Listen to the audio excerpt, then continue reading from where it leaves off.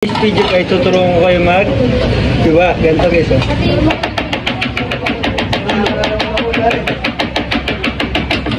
Ganyan ang tamang pag-iwa guys. Huwag nyo itututok sa klase nyo. Kasi pwede kayong sabi. So ayun lang guys, bye bye. A day in my life as a third year college student na food tech. So hey guys, ako si Angeline. Nag-aaral, nag-vlog at nagde-negosyo. So yung nakita nyo nga palang unang clip guys kanina, si Goboy nga pala yun. Dito nga palang araw na to, laboratory lang namin. Tatlo nga pala yung dapat namin gawin dito. First nga pala yung by partner, basic carving. Pangalawa na naman is by group na siya. Tapos yun naman yung intricate carving. At yung last naman guys na isa, gagawa kami ng tick. Kaya super busy ko na talaga nyan guys. Si Goboy muna ang magbabas. Mas marami nga pala kayong makikita na mukha niya kaysa sa akin. Aga nga pala kami nag-start neto guys. Syempre para maaga rin makauwi. Hindi ko nga alam kung anong trip niya ni Goboy. Pero yan, lagi niya sinasama yung mukha niya sa video.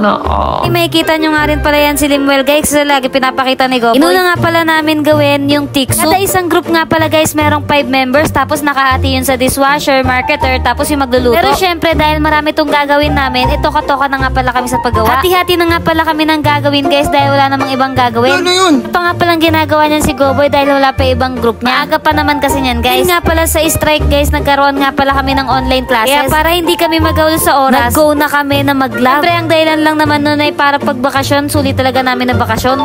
Tensya na nga rin pala guys kung ngayon ko lang ito ma-upload. Nakapagod din kasi yung araw na yan. Pero worth it naman dahil natapos namin yung 3 task.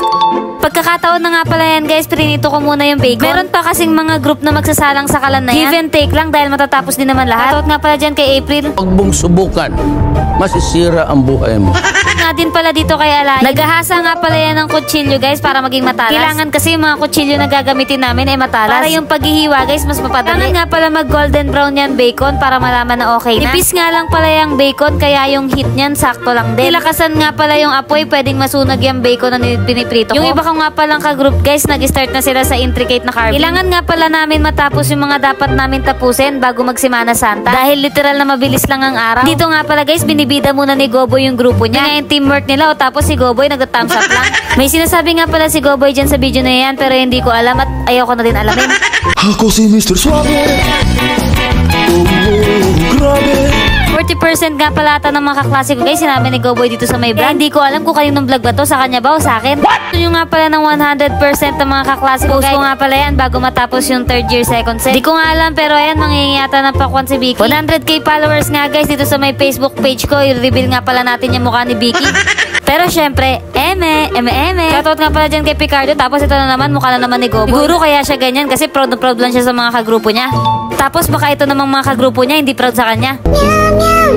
King aside guys, ito nga pala sa part na to, ayan, dito naman ako sa intricate gumagawa ng carving. Ito nga pala na low budget yan guys. First time nga pala namin gumawa nito ng mga food carving. Part nga pala na yan guys, medyo patapos na nga pakala kami lahat. Kaya ayan, hindi ko alam sa dalawang yan kung ba't yan ginagawa nila dyan. At onting montage nga lang pala.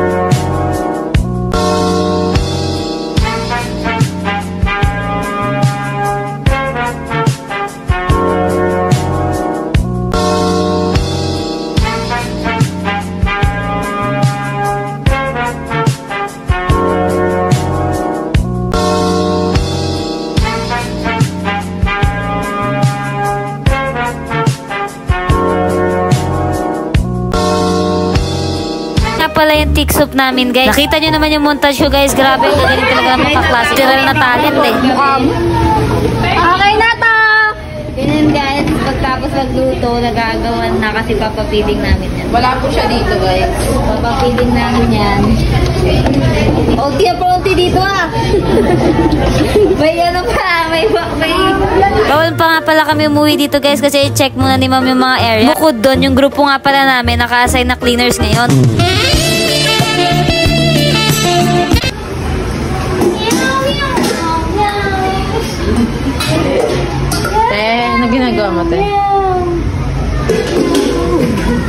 Masipag yan. Masipag yan. Masipag. Ano yan? Kuhain na sana siya. Ha?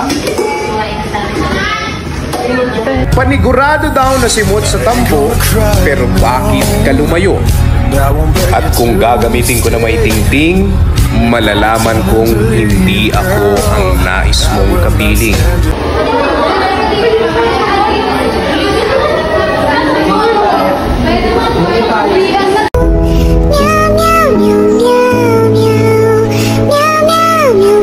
Abangan naming part guys, uwian na nga pala, nakasabay ko nga pala iba kong kaklase sa pagtawid dyan. Yan nga pala ang nangyari sa buong araw ko guys, grabe 6 minutes na yon.